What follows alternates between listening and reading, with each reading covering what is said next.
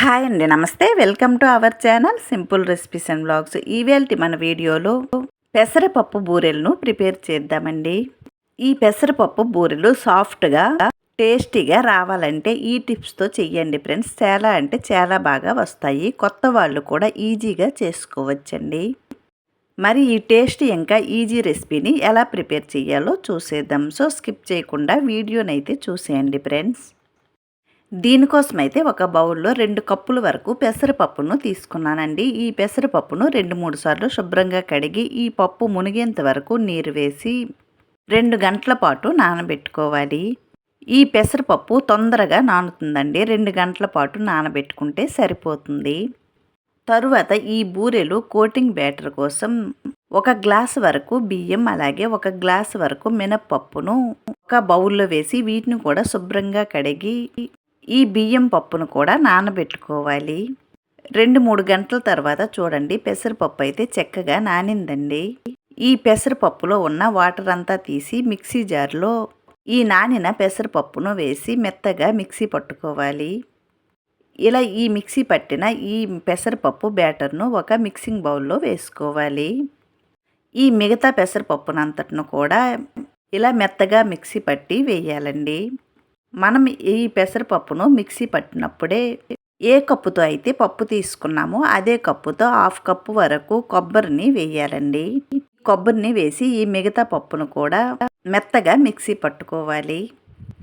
ఇలా ఈ మిక్సీ పట్టిన ఈ పెసరపప్పు బ్యాటర్ను బాగా కలిపి వీటిని ఆవిరి పట్టించుకోవాలండి. దీనికోసమైతే స్టవ్ పైన ఇడ్లీ పాత్ర పెట్టి దీనిలో కొన్ని నీరు వేసి ఇడ్లీ ప్లేట్ను పెట్టుకోవాలి. ఈ ఇడ్లీ ప్లేట్ను ఆయిల్తో కానీ లేదంటే వాటర్తో కానీ తడిపి పెట్టుకోవాలండి. ఇలా ఇడ్లీ ప్లేటు పెట్టుకున్న తర్వాత మనం ముందుగా మిక్సీ పట్టిన ఈ పెసరపప్పు బ్యాటర్ను ఇడ్లీలా వేసి మూత పెట్టి 10 నిమిషాల పాటు ఆవిరి పట్టుకోవాలి. ఫస్ట్ టైం ఎవరైనా ఈ ఛానల్ చూసినట్లయితే ప్లీజ్ సబ్స్క్రైబ్ చేసి సపోర్ట్ చేయండి ఫ్రెండ్స్. అలాగే ఒక లైక్ చేయండి. ఇలా ఈ బ్యాటర్ అంతను ఇడ్లీలా పెట్టి 10 నిమిషాల పాటు ఆవిరి పట్టించుకోవాలండి. ఈ పెసరపప్పు ఆవిరి పట్టేలోన కోటింగ్ కోసం ఇక్కడైతే బ్యాటర్ను ప్రిపేర్ చేసుకుందాము. మనం ముందుగా నానబెట్టిన బియ్యం, మినపప్పును ఒక మిక్సీ జార్లో వేసి దీనిలో 2-3 స్పూన్ల వరకు పంచదారను వేసి దీనిలో తగినన్ని నీరు వేసి మెత్తగా మిక్సీ పట్టుకోవాలండి. ఇలా ఈ మిక్సీ పట్టిన ఈ బ్యాటర్ను ఒక మిక్సింగ్ బౌల్లో తీసుకుందాము. ఇలా ఈ మిగతా బియ్యం, మినపప్పును ఇలా వీడియోలో చూపించిన విధంగా మెత్తగా మిక్సీ పట్టుకోవాలి. ఇలా మిక్సీ పట్టిన తర్వాత ఈ బ్యాటర్ను ఒకే డైరెక్షన్లో బాగా కలుపుకోవాలి. ఈ బ్యాటర్లో 1 స్పూన్ వరకు మైదాను కానీ లేదంటే గోధుమ పిండి కానీ వేసి ఈ కోటింగ్ పిండిని కలుపుకున్నట్లయితే బూరెలు చాలా సాఫ్ట్గా వస్తాయండి. ఇలా ఈ కోటింగ్ కోసం కలుపుకున్న బ్యాటర్ను పక్కన పెట్టుకుందాము. ఇప్పుడైతే మనం పెసరపిండి వేసి ఇడ్లీ పెట్టుకున్నాం కదండి, ఇదైతే కుక్ అయ్యిందండి. ఇలా ఈ ఉడికించుకున్న పెసరపప్పును ఒక బౌల్లోకి వేసుకుందాము. ఈ పెసరపప్పు ఇడ్లీలను చెయ్యితో కానీ లేదంటే మిక్సీ జార్లో వేసి కానీ మెత్తగా స్మాష్ చేయాలి. ఇలా చూడండి, నేనైతే ఇక్కడ చెయ్యితోనే చేశానండి, మిక్సీ జార్లో వేయలేదు. ఇలా మెత్తగా పొడిలా చెయ్యాలండి. తరువాత స్టవ్ పైన మరో పాత్ర పెట్టి ఏ కప్పుతో అయితే పెసరపప్పు తీసుకున్నామో అదే కప్పుతో 1 కప్పు వరకు బెల్లం, అలాగే అదే కప్పుతో 1/2 కప్పు వరకు పంచదారను వేసి దీనిలో 1 కప్పు వరకు నీరు వేసి ఈ బెల్లంను పూర్తిగా కరిగించుకోవాలి. ఇలా కరిగించుకున్న ఈ బెల్లాన్ని మరో పాత్రలో వడగట్టుకోవాలండి. ఇలా ఈ బెల్లం కరిగించి వడకట్టుకోవటం వలన బెల్లంలో ఏదైనా నలకలుంటే వచ్చేస్తాయి. తరువాత మీడియం ఫ్లేమ్లో ఈ బెల్లంను 10 నిమిషాల పాటు తీగపాకం వచ్చేంత వరకు మరిగించుకోవాలి. ఈ బెల్లం మనం చేత్తో తీసుకుంటే చిన్న జిగురులా రావాలండి. ఈ స్టేజ్లో మనం ముందుగా రెడీ చేసి పెట్టుకున్న ఈ పెసరపప్పు తురుమును వేయాలి.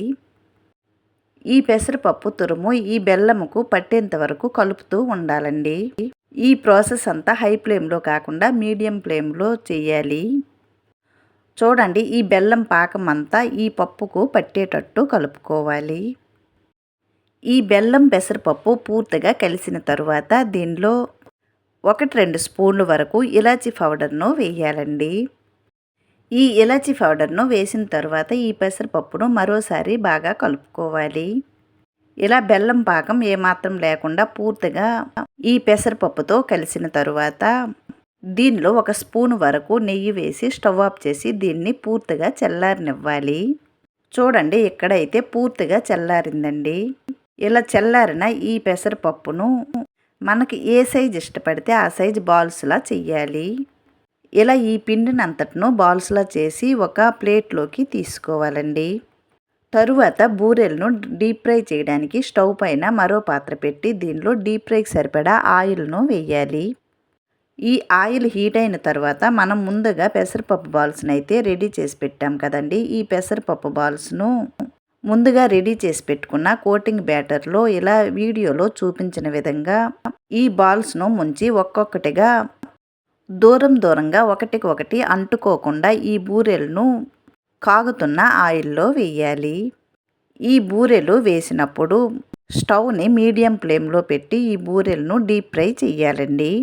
ఇలా బూరెలు ఈ పాత్రలో ఎన్ని పడతాయో అన్ని వేసి ఒకవైపు మంచి కలర్ వచ్చేంత వరకు ఫ్రై చేసి మరోవైపుకు టర్న్ చేసి 2 వైపులా మంచి కలర్ వచ్చేంత వరకు ఈ బూరెలను డీప్ ఫ్రై చేసి టిష్యూ పేపర్ ఉన్న ఒక ప్లేట్లోకి తీసుకోవాలండి. చూడండి, ఎక్కడైతే బూరెలు మంచి కలర్ వచ్చాయండి. ఇలా రెడీ అయిన బూరెలను ఒక ప్లేట్లోకి తీసుకోవాలి. చూడండి ఫ్రెండ్స్, బూరెలు అయితే ఈ కలర్ వస్తే సరిపోతుంది.